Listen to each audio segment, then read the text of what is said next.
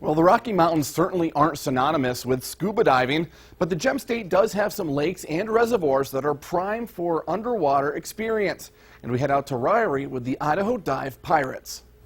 Peace. It's when I find peace. When I get to separate myself from the pains of the world. Bret Stewart, a Dive Master Instructor and owner of the Idaho Dive Pirates, says his students are often blown away by the beauty of the scuba experience. Even places like Ryrie, which of course this is no destination site by any means, it is very different from the world above the water. The world is very different down there.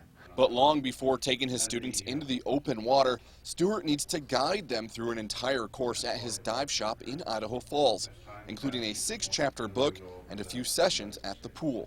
Things like Boyle's Law, Dalton's Law, Henry's Law, Charles' Law, a whole bunch of different laws, and they're basically, it's all physics. There's a lot of physics involved. And that education can keep a diver safe. They understand that they have to keep breathing. When diving, one must always breathe. If you quit breathing and you hold your breath and you ascend to the surface after having breathed compressed air, there's a lot of danger to you. And once students can get their certification, Stewart says there's a treasure to be found, even here in the Gem State. Local diving is mostly about the treasure hunt. My personal favorite treasure I've ever found was a cache of coins from a slot machine, probably about 2,000 coins altogether. Maybe even better than treasure, the trove of underwater life. You got to see some of the aquatic life. You got to see trout.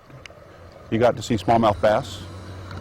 You got to see carp, I believe, crawdads. You got to see some of the sanctuary for where the little fish start growing up.